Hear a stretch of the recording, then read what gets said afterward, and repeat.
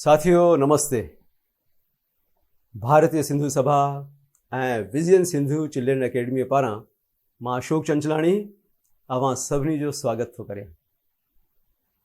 सिंधियुनि खे पंहिंजी भाषा ऐं संस्कृतीअ सां जोड़ण जी कोशिश भारत में ऐं सॼे विश्व में अलॻि अलॻि नमूने थींदी रही आहे। विजयन सिंधु चिल्ड्रन अकेडमीअ आर्ट खे पंहिंजो ज़रियो बणाए इन कोशिश खे हिकु सही दिशा में वठी वञणु मुनासिब सम्झियो आहे।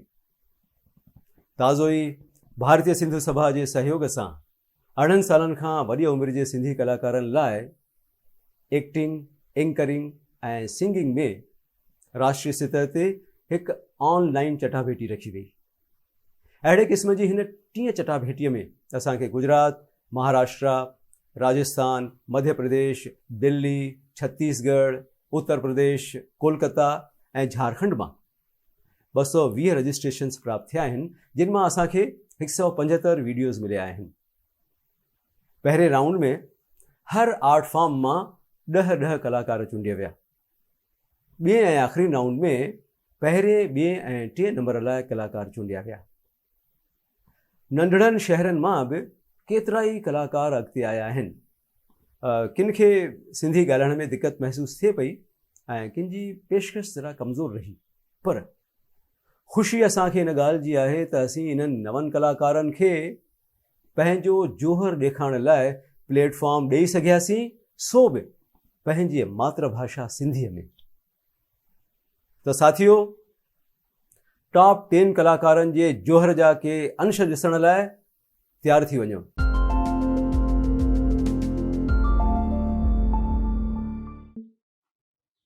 पंहिंजी बुख, पंहिंजे आराम खे त्यागे परिवार खे महत्व ॾींदी रही।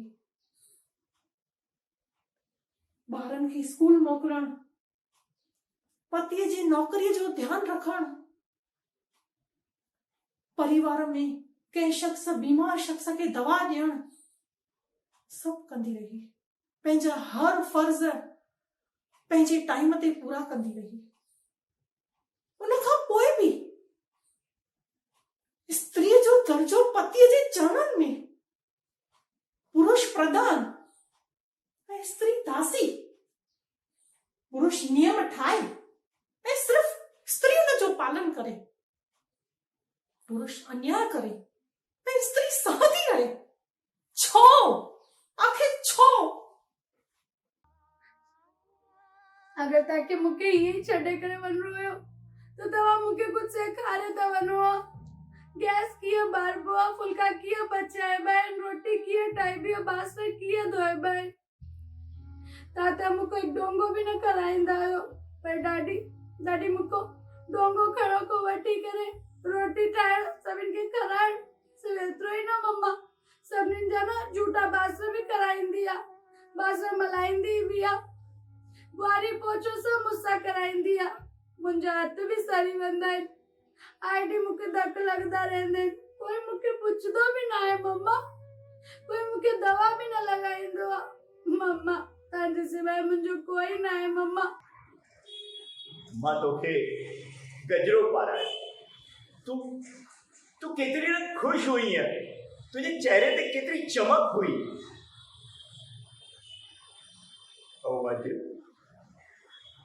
अॼु हिननि हथनि सां तुंहिंजे फोटूअ ते हार पाराइण में मूंखे कोन थो वणे। सदोरी मूंखे कोन थो वणे, तूं मूंखे छॾे करे हली वई। मां बि हाणे वधीक न जी सघंदमि। सदोरी मूंखे माफ़ करे छॾिया, सदोरी मूंखे माफ़ करे छॾिया। जल्दी आहे, मुंहिंजी धीअ ॾाढी सुठी आहे, हुनखे ॾाढो शौक़ु आहे। सभु जॻह घुमण जो मां हुनखे वठी वेंदी हुअसि। मम्मी, मूंखे माफ़ कजो, मूंखे माफ़ कजो मम्मी। मम्मी, मां तुंहिंजी वैल्यू कान कई, तुंहिंजी कदर कान कई मम्मी, मूंखे माफ़ कजो। ऐं हाणे हिन कलयुग में केरी कोन्हे को मूंखे बचाइण वारो। ॾिसो मुंहिंजा शब्द, मुंहिंजा अखर लुप्त पिया थियनि। ही ॾिसो मां विसामंदी पई वञा। आऊं तव्हांजे सिंधी समाज मां मरां पई, केरु त मूंखे बचाए। छा हिन सिंधी समाज में केरी कोन्हे जेको मुंहिंजी रक्षा करे? इन सिंधी में समाज में अहिड़ो केरु कोन्हे जेको मूंखे बचाए। आऊं तव्हांजे विचां वञा पई, लुप्त पई थींदी वञा, केरु त मूंखे बचायो। हिन समाज में अहिड़ो को कोन्हे जो पंहिंजे घर में सिंधी ॿोली ॻाल्हाए, पंहिंजे ॿारनि खां ॻाल्हाए। हिकु घर जी वॾी जूठन खाईंदी छा? पर छा करियां, हिन पेट खे त टुको ॾियणो आहे, पर मूंखे केरु ॾिसे त कोन पियो। हे लाल साईं, तूं मुंहिंजी महर कजां, गजे रखजां। खातलूं त पयूं आहिनि, ॻोल्हियां मला। हा, हिन में बराबरि कुझु आहे। हे साईं, मूंखे माफ़ कजां।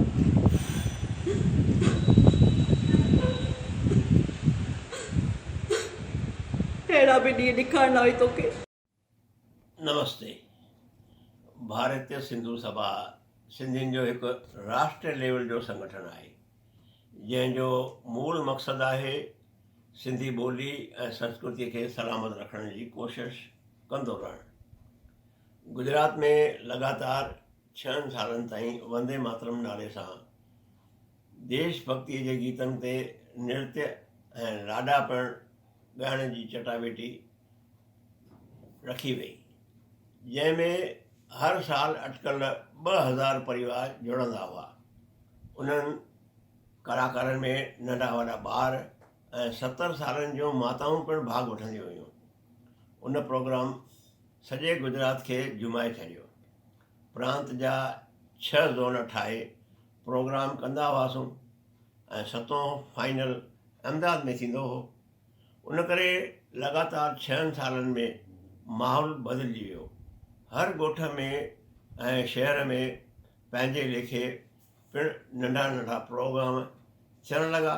उन्हनि में पिणु लाॾा ऐं देश भक्तीअ जे गीतनि ते नृत्य त ज़रूरु हूंदा हुआ।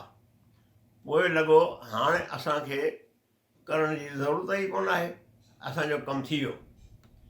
2015 में वरी देश जे राष्ट्रीय चटाभेटी रखी, जंहिंमें 6 राज्यनि भाॻ वरितो।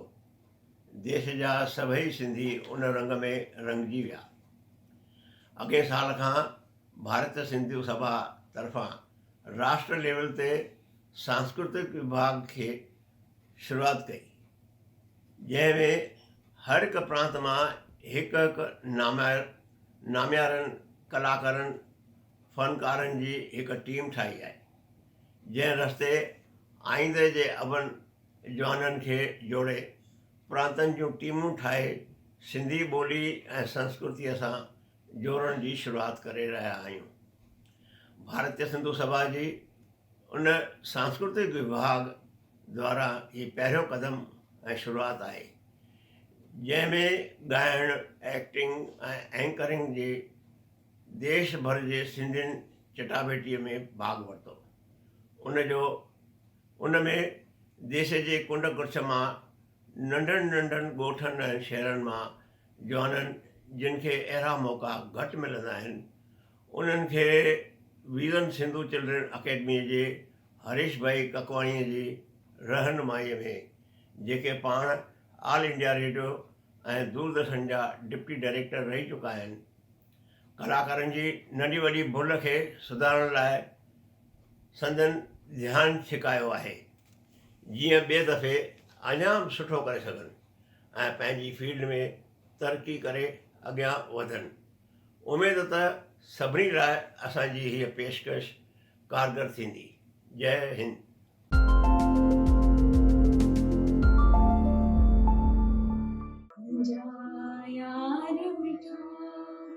मुखाथी न परे मुंहिंजी तो खास वार घड़ी कान सरे को मुंहिंजा यार मुंहिंजा यार बिठा मुखा थी न परे मुंहिंजी तोखां सवाइ घड़ी कांड सरी हो मुंहिंजा यार बिठा मुंहिंजा यार बिठा मुंहिंजा यार बिठा हो लाल मुंहिंजी पत रखजे भला झूले लालण सिंधड़ी दा सेवण दा सखी शाबाश कलंदर होय दमादम मस्त कलंदर सिंध दा पहला नंबर दमादम मस्त कलंदर सिंध दा पहला नंबर हो लाल मुंहिंजी हो लाल मुंहिंजी चारे चराग तुंहिंजा बरन हमेशा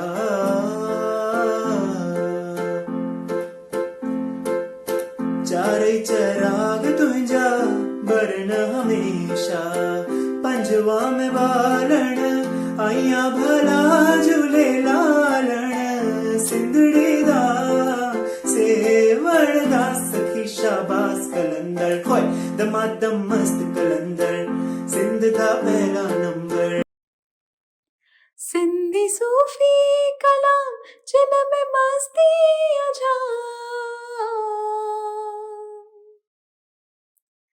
सिंधी सूफी कलाम जिनमें मस्ती अजाम आहे इश्क अला हुई सचल थी आम आहे इश्क अला हुई सचल थी आम सबके रब में पसी सबके रब में पसी रोके राहत भया हम सिंधी भया हम सिंधी आया हम सिंधी आया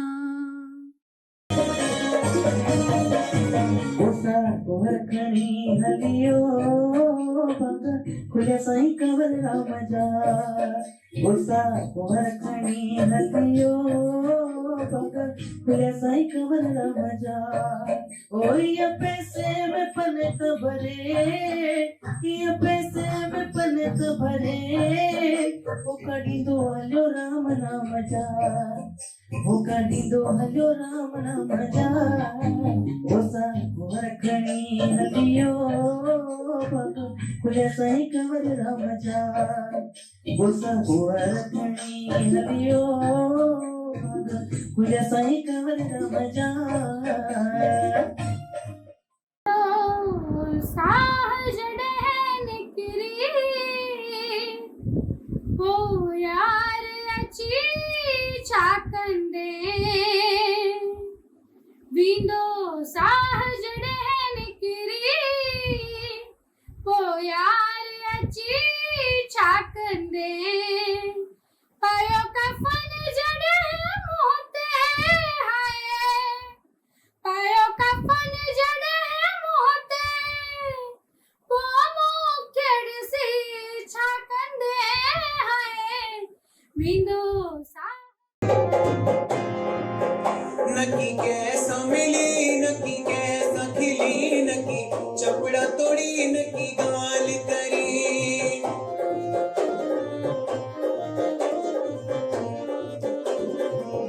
नकी कैसा मिली नकी कैसा खिली नकी चपड़ा तोड़ी नकी गाल करी हर वक्त से जड़ खामोश रही इजहार अलाए चाहूंगो इजहार अलाए चाहूंगो तू तो पर्दे में अभी ढांढू नहीं दीदार अलाए चाहूंगो दीदार अलाए चाहूंगो होया शायद हम दिल में जिया रे बातों के निसा होया शायद हम दिल में जिया रे बातों के निसा वींद वींद सनड़ साई सिका तो मालाए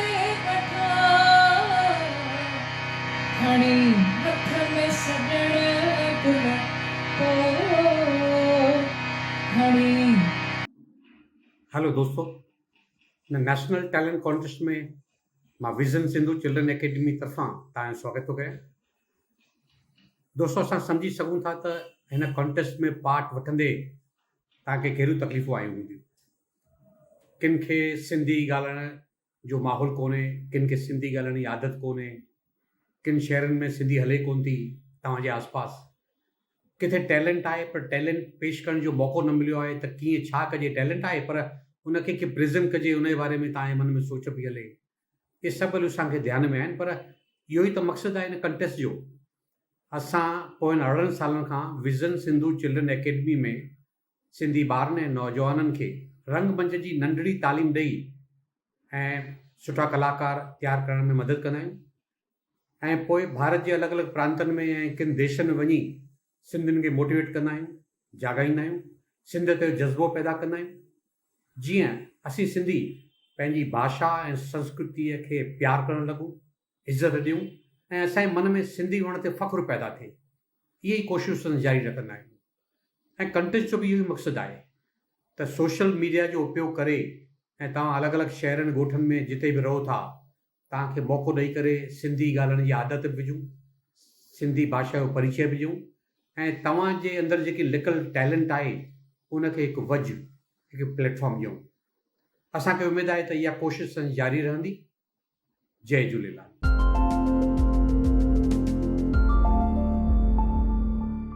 घुर्ज बि आहे कि असांजी नंढी टईअ खे पंहिंजी संस्कृति सां जोड़नो आहे।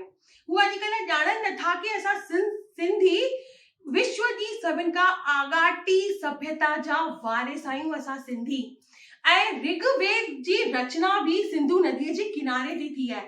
ऐं ऋग्वेद में छा त बैनर्ज़ीर बयान आहे असांजी सिंधु नदीअ जो कि सिंध जी ज़मीन ज़रखेज़ आहे, सिंध जी ज़मीन ज़रखेज़ आहे ऐं सिंध जो जल त माखीअ खां बि मिठड़ो आहे। अॼु जे चेटीचंड जे मौक़े ते असांजे पालनपुर जा इंटरनेशनल सिंधी कलाकार जेके कलाम त ॻाइनि था, लाॾा बि ॻाइनि था, पंजड़ा बि ॻाइनि था ऐं पलव बि पाइनि था।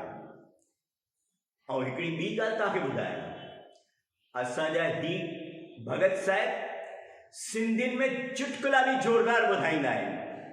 ऐं हा, चुटकुला सिर्फ़ु पंहिंजी ज़ाल ते ई ॿुधाईंदा आहिनि। अरे हिन त मूंखे हिकिड़ी ॻाल्हि यादि अची वई। असांजे बैंक में हिकिड़ो हमरा आयो, अची करे चए थो, मैनेजर साहब मूंखे त जालियुनि ते लोन खपे। मैनेजर खिलण लॻो, चए जालियुनि ते लोन? अरे दादा, मां मच्छियूं पकड़ण जो धंधो कंदो आहियां। अरे त ईअं ॿुधायो न दादा। हेॾा त मज़ेदार चुटकुला खणी करे असांजे साम्हूं अॼु जे हिन चेटीचंड जे मौक़े ते संगीत संध्या में पेश आहे असांजा इंटरनेशनल सिंधी कलाकार परमानंद व्यासी। हेलो दोस्तों, जय झूलेलाल। तव्हांजी होस्ट ऐं दोस्त मां मोनिका धिंगरा तव्हां सभिनी जो स्वागत करे रही आहियां। दोस्तों, अॼु जे हिन भागदौड़ भरी ज़िंदगीअ में कोरोना वारे टेंशन वारे माहौल में असां सभई खिलण ई भुलिजी विया आहियूं। इन करे तव्हांजे मनोरंजन जे लाइ असां अॼु जो कार्यक्रम अरेंज कयो आहे जंहिंजो नालो आहे सिंधी कॉमेडी नाइट्स। त दोस्तों, मां हिन महिल हिकु अहिड़ो डायलॉग चवंदमि जंहिंसां तव्हांखे ख़बर पइजी वेंदी त असांजी जेकी पहिरीं परफॉर्मेंस आहे उहा कहिड़ी आहे ऐं तव्हांखे खिलाइण लाइ केरु अचण वारो आहे। अगस्त जो महीनो आहे, एॾो पावन महीनो आहे। हिन महीने में रक्षाबंधन, 15 अगस्त, थधिड़ी, चालीहो, एॾा सुठा सुठा त्योहार था हलनि। हिन त्योहारनि में मां पंहिंजे झूलेलाल साईं खे विनम्र विनती कंदमि कि असांजे नव युवकनि खे इहे सुबुद्धि ॾियनि कि हो पंहिंजी संस्कृति खे बचाइनि। पंहिंजी संस्कृति ईअं धर्म परिवर्तन करणु सही न आहे, पंहिंजी संस्कृति खे बचाइनि। और माउ पीउ जो फ़र्ज़ु इहो थो ठहे कि पंहिंजे ॿारनि खे वेही करे पंहिंजी सिंधी भाषा जी अहमियत ॿुधाइनि। पोइ असां सभु ऑडियंस अहिड़ी सुहिणी सुहिणी और भेण तयारु थी करे आयूं आहिनि। हिन भेणनि जे लाइ बि असां प्रतियोगिता रखी आहे, जंहिंमें मिली करे सभु मज़ा करंदासीं, मौज करंदासीं। बसि हिन सेलिब्रेशन जो हिकिड़ो नंढिड़ो पार्ट ठहण जे मोटिव सां ई असांजी टीम द्वारा अॼु हिते mehndi competition, hair style, fancy dress, Garba वग़ैरह कुझु नंढी वॾी कॉम्पिटिशन्स जो अरेंजमेंट कयल आहे। ऐं कॉम्पिटिशन्स मतिलबु छोकिरियुनि खे हिकु ॿ नंढनि वॾनि पॉइंट्स ते जज कयो वेंदो ऐं लास्ट में जिनजी मेहंदी वधीक सुठी हूंदी, जिनजी हेयर स्टाइल सुठी हूंदी, उन्हनि खे कुझु नंढा वॾा तोहफ़ा मिलंदा ऐं हू तोहफ़ा मिलण खां पोइ तव्हांजे फेस ते जेकी वॾी वारी स्माइल हूंदी न, बसि उहो स्माइल ॾिसण ई असांजो अॼु जो इहो मोटिव आहे। सामाजिक रीतनि रवाजनि रस्मनि ऐं सोच जी तस्वीर मिले थी पई। अॼु जे हिन कार्यक्रम में, अॼु जे हिन जलसे में लोक साहित्य जी हिकु झलक तव्हांजे साम्हूं असांजी लोक नाच छेॼ जे ज़रिए ॾेखारींदासीं। दोस्तों, जीअं बरसाति में नंढा ॿुधा उसरी उभरी चौधारी वणकार सावक ऐं रौनक लॻाए छॾींदा आहिनि, हिन ई रीत हीअ छेॼ बि तव्हांखे पंहिंजी संस्कृतीअ सां जोड़े हिकु अहिड़ी दुनिया में वठी वेंदी कि तव्हांखे पंहिंजो फ़ख्रु महसूसु कराईंदी। दोस्तों, हिन कार्यक्रम जा मुख्य महिमान आहिनि असांजे विच में भारतीय सिंधु सभा जा राष्ट्रीय अध्यक्ष आदरणीय मानवरादा श्री लधाराम नागवाणी साहब ऐं राष्ट्रीय महामंत्री श्री भगवान दास सबनाणी जी। दोस्तों, विज़न सिंधु चिल्ड्रन अकेडमी में जिन जिन पंहिंजा वीडियोस मोकिलिया आहिनि उन्हनि सभिनी खे नमस्कार ऐं वाधायूं। दोस्तों, मां एक्टिंग जे वीडियो जे बारे में ॻाल्हाईंदुसि कि नंढियूं नंढियूं मिस्टेक्स आहिनि जंहिंजे बारे में ध्यानु ॾींदा। छा आहे जो एक्टिंग में जिन वीडियो मोकिलिया आहिनि उन्हनि मां घणनि जो ईअं आयो आहे त उन्हनि जा एक्सप्रेशन बराबरि न आहिनि, घटि आहिनि या ॾाढा वधीक आहिनि, या उन्हनि जो जेको आवाज़ु आहे, डिक्शन आहे, उहो बराबरि न आहे, उतार चढ़ाव बराबरि न आहे, या मूवमेंट्स उहे बराबरि न आहिनि, ओवर थियूं लॻनि, कॾहिं अंडर थियूं लॻनि। त एक्टिंग में ई नंढियूं नंढियूं मिस्टेक्स अचनि थियूं पयूं ऐं उन्हनि एक्टिंग में उन्हनि जो सिंक्रोनाइज़ेशन बि थियणु खपे। ॿी ॻाल्हि मां साथियो चवंदुसि उहा कहिड़ी त एक्टिंग छा आहे। तव्हां थोरो माइन्यूटली वीचारियो न त एक्टिंग कंहिं एक्शन जो रिएक्शन न आहे। तव्हां जेको डायलॉग यादि कयो आहे सुठी ॻाल्हि आहे, पर उहो डायलॉग तव्हां छॾियो था, चओ था पिया त इन डायलॉग खां अॻु में कुझु थियो आहे, कंहिं ॿिए कंहिं कैरेक्टर डायलॉग चयो आहे जंहिंजे रेफरेंस में तव्हां इहे चओ था, या अहिड़ी काई घटना घटी आहे जंहिंजे रेफरेंस में तव्हां डायलॉग चई रहिया आहियो, त उन घटना या उन ॿिए अॻे डायलॉग खे ध्यान में रखी उन हालत जो कल्पना करे तव्हां डायलॉग चवंदा त हिन तव्हांजी एक्टिंग में निखार ईंदो। ॿियो मेन ॻाल्हि चवंदुसि त एक्टिंग में तव्हां छा था कयो, तव्हां रोल प्ले था कयो पिया, तव्हां पंहिंजो पाण खे प्ले नथा करियो पिया।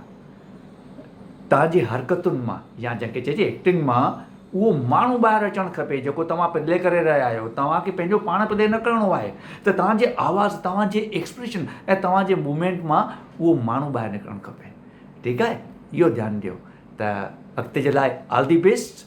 जय झूलेलाल।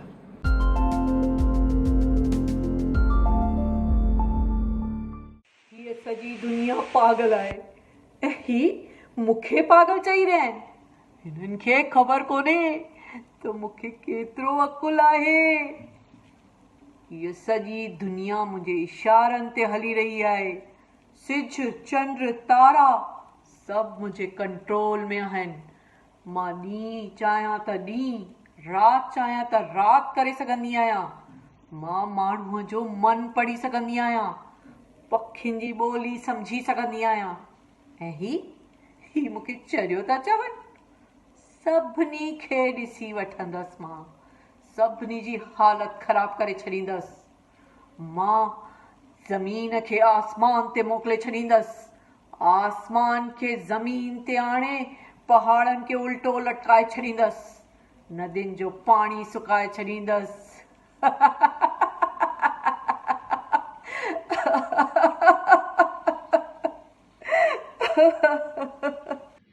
मां तो समझाएंगे ना पापा के दुनिया में केर मुंहिंजो साथ न ॾींदो। हू त साथ ॾींदी न मां जवाब ॾे न, हू त साथ ॾींदी न मुंहिंजो। मां जवाब ॾे न।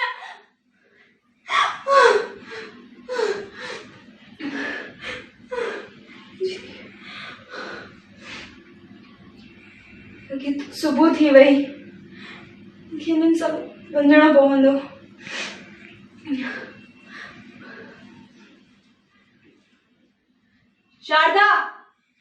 शारदा किथे आई? जल्दी कर, वक्त थी वियो आहे। जी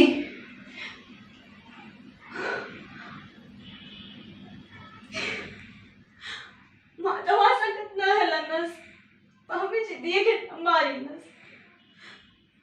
आख़िर हिनजो छा कसूर, हिनजी छा ग़लती जो मां हिनखे मुंहिंजी कोख में मारे छॾियां।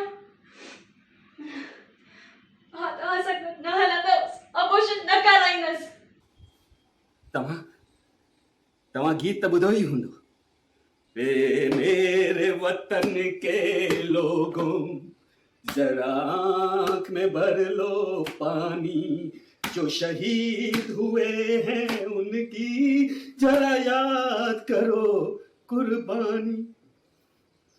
अफसोस असांजी कुर्बानी भुलिजी विया आहियो। माण्हुनि खां पुछो इंडियन टीम जो कैप्टन केरु आहे, ॿुधाईंदा, पर इंडियन आर्मी जो चीफ केरु आहे ख़बर न अथनि। माण्हुनि खां पुछो IPL में घणियूं टीमूं रांदि कंदियूं आहिनि, ॿुधाईंदा, पर इंडियन आर्मी जा रेजिमेंट घणा आहिनि ख़बर न अथनि। हिते तव्हांखे सभु मिली वेंदा, हाँ, तमिल मिलंदो, तेलुगु मिलंदो, मराठी मिलंदो, गुजराती मिलंदो, पर भारतीय न मिलंदो। विजन सिंधु चिल्ड्रन एकेडमी हिन साल बि सिंधी ॿारनि ऐं नौजवाननि खे हिमथाइण लाइ नेशनल लेवल ते जेका एंकरिंग, एक्टिंग ऐं संगीत जी चटाभेटी रखी, हुन लाइ उन्हनि खे ख़ूब ख़ूब वाधायूं। संगीत जो जेतिरे क़दुरु सुवाल आहे, मूंखे ॾाढी ख़ुशी आहे त हिन भेरे ॿारनि तमामु सुठो, सुहिणो ऐं सुरीलो ॻाए मुंहिंजी दिलि ख़ुशि कई आहे ऐं उमेदूं आहिनि त सिंधी जगत खे तमामु सुठा सिंगर अॻियां मिलंदा ऐं एज़ अ प्रोफेशनल सिंगर उन्हनि खे घणी घणी कामयाबी मिलंदी।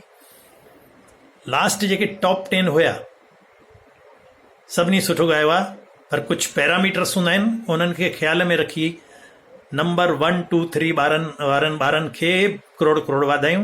बाक़ी 7 खे बि ख़ूब ख़ूब वाधायूं। तव्हां घटि ॻायो आहे ईअं न सम्झिजो, दिलि न लाहिजो, तव्हांजी महिनत जारी रहणु खपे। किथे न किथे वक़्तु किथे तव्हांखे वठी वेंदो, उहो कोई बि अॻु कथी न करे सघंदो आहे। महिनत जारी रखिजो। संगीत में जेके बेसिक रिक्वायरमेंट तव्हांखे ख़बर बि आहे, तॾहिं बि मां रिपीट कंदुमि।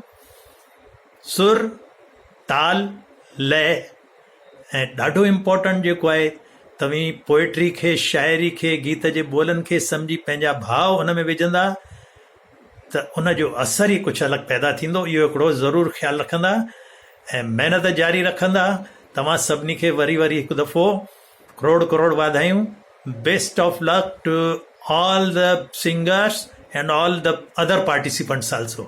Thank you. Meherbani. Goodbye. Good luck to all of you.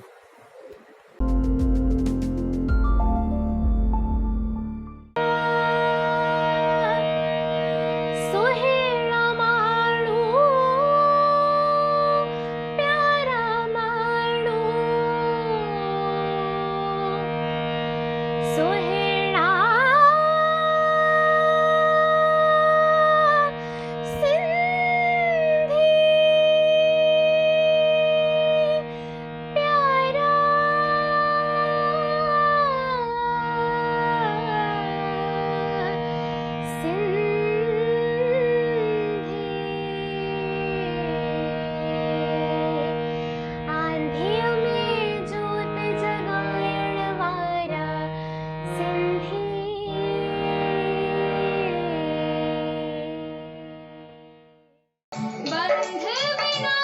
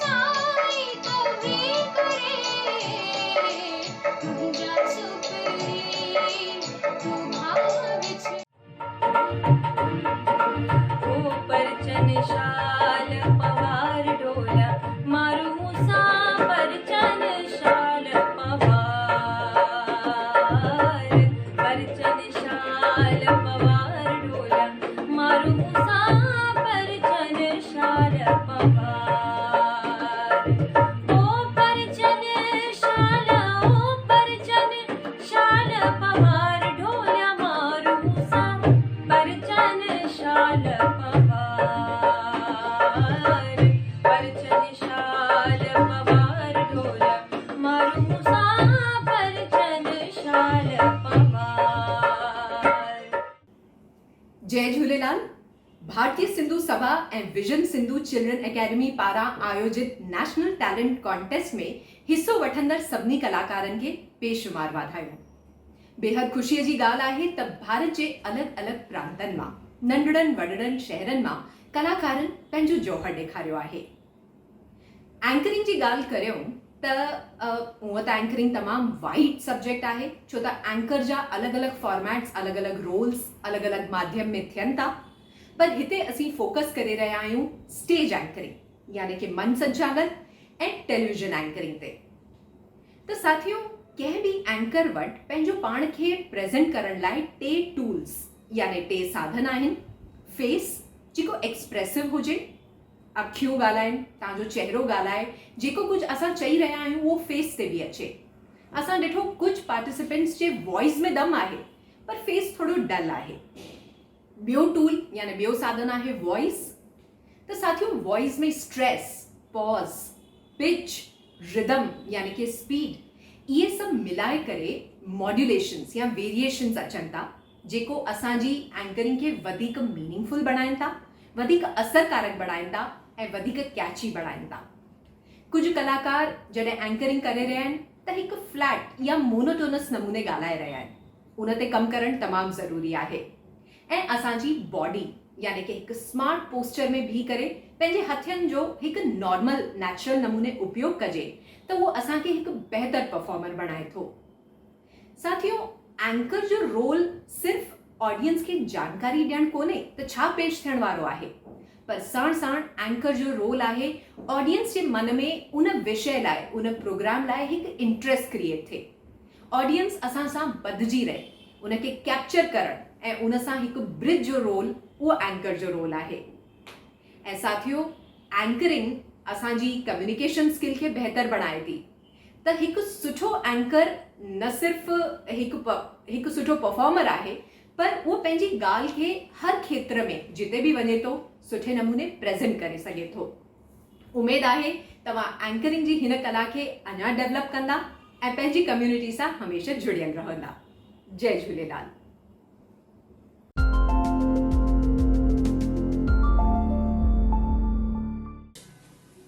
Sindhi youth association J silver jubilee celebration ते तव्हां सभिनी जे साम्हूं पेश था कयूं धमाकेदार रॉकिंग हिकु माइंड ब्लोइंग शो, जंहिंमें तव्हांजा मनपसंद गीत हूंदा, कॉमेडी शोज हूंदा ऐं ज़बरदस्त डांसिस बि।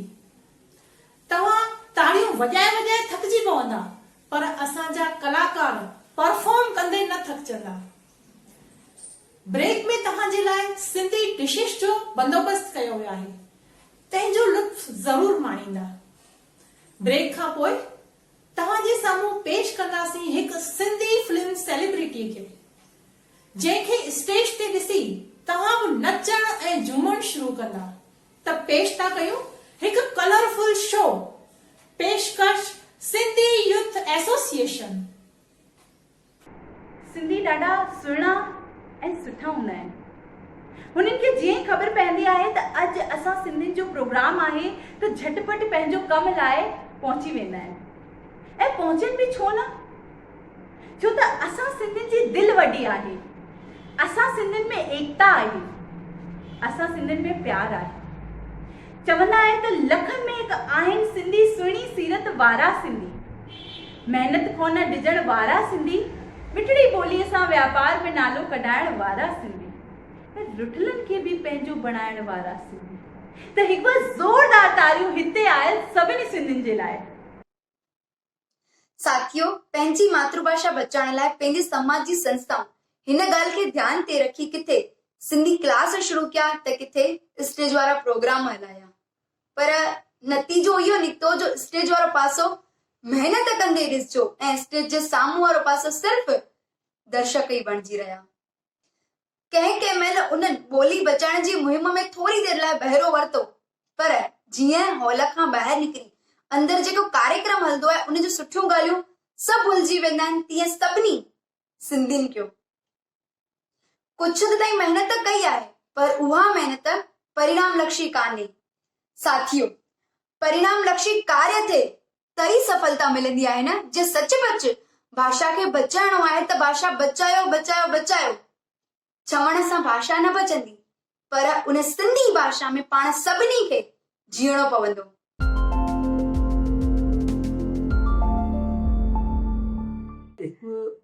परफॉर्मेंस आर्ट जे ज़रिए ई असां सुठे सुठा प्रोग्राम ठाहे ऐं पंहिंजो कुझु हद ताईं सिंधीअ जो प्रचार प्रसार करे सघूं था। त हिन ॾिस में Sindhi acting, Sindhi anchoring, Sindhi singing में असां वधीक प्रोग्राम सुठा ठाहींदासीं त तव्हां जेको नेशनल सिंधी कॉन्टेस्ट जेका कई आहे उन ज़रिए जा तव्हां जेको पूरे हिंदुस्तान में उत्साह जगायो आहे उन लाइ तव्हां जस जा भागी आहियो। धन्यवाद। जय झूलेलाल। ये कॉन्टेस्ट शुरू करण सां नंढनि ॿारनि चाहे वॾनि खे केतिरो फ़ाइदो थियो आहे। कोरोना में जेके माण्हू अंदरि लॉक थी विया हुया, लॉकडाउन जे करे निकिरी न पिया सघनि, उन्हनि खे सिंधी ॿोलीअ जे लाइ कुझु करण जो मौक़ो मिलियो आहे। सिंधी ॿारनि खे पंहिंजी सिंधी ॿोलीअ जे बारे में एॾी जानकारी मिली, वॾनि खे सिंधीअ सां रहण जो मौक़ो मिलियो। मां त ईअं ई चवंदमि त अहिड़ा प्रोग्राम, अहिड़ा ऑडियोज़ वीडियोज़ ठाहिण जो असांखे मौक़ो मिलियो, उन जे लाइ असां तहे दिलि शुक्रगुज़ार आहियूं। जिते सिंधी भाषा अॼु ॿारनि जे मुंहं मां ॾींहं ब ॾींहुं गायब वेठी थींदी वञे, उते अॼु हिन प्रकार जा आयोजन न सिर्फ़ ॿारनि तोड़े वॾनि ताईं सिंधी भाषा जे सुजाॻीअ लाइ सिंधी संस्कृतीअ खे ज़िंदह रखण ऐं हुन सां गॾु सिंधी संस्कृतीअ जे बारे में सभिनीनि खे जानकारी ॾियण जो हिकु सुठो माध्यम पिणु आहिनि। इन्हनि समय समय ते असांखे ॼाण ॾिनी कि तव्हां कीअं पंहिंजे परफॉर्मेंस में सुधार था खणी अची सघो। सिखण जो ऐं सेखारण जो ही मंच ॾाढो क़ाबिले तारीफ़ आहे। समय समय ते ॼाण ॾींदा आहिनि कि सिंधी भाषा जे वाधारे में असां कहिड़ो क़दम था खणी सघूं। त ही सभु वाधाइनि जा पात्र आहिनि। मां तोराइती आहियां, दिलि सां शुक्रगुज़ार आहियां जो ही पंहिंजी सिंधी ॿोलीअ लाइ एॾी महिनत कंदा आहिनि। इन टैलेंट कॉन्टेस्ट जे ज़रिए उहे न सिर्फ़ु कला खे साम्हूं आणींदा बल्कि उनखे निखारींदा बि। त इन प्रकार न सिर्फ़ु असांजे ॿारनि जो भलो थींदो, पर असांजे समाज जो, असांजी संस्कृतीअ जो बि ॾाढो भलो थींदो। छाकाणि संस्कृति तॾहिं थी बची रही सघे जॾहिं असां उन्हनि खे बचायूं, असां पंहिंजी भाषा खे बचायूं, असां पंहिंजे परफॉर्मिंग आर्ट्स खे बचायूं। त दोस्तों, भारतीय सिंधु सभा ऐं विज़न सिंधु चिल्ड्रन एकेडमी पारां आयोजित नेशनल टैलेंट कंटेस्ट जे फाइनल राउंड जे वीडियोज़ जा के अंश अभी माणे रहिया हुआ।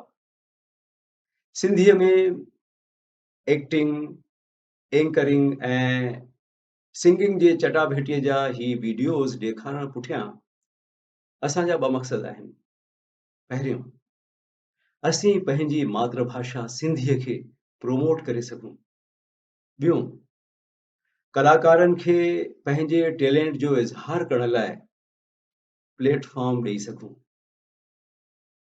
असांखे ॿुधाईंदे तमामु घणी ख़ुशी थिए थी त हिन कॉम्पिटिशन में 9 राज्यनि जे नंढनि वॾनि शहरनि मां केतिरनि ई कलाकारनि हिस्सो वठी हिन चटाभेटीअ खे सफल बणायो आहे। दोस्तों, अचो त पंहिंजी ॿोलीअ सां प्रेम करियूं। अचो त पंहिंजी संस्कृतीअ खे मान ॾियूं। अचो त पंहिंजी जातीअ सां जुड़ूं।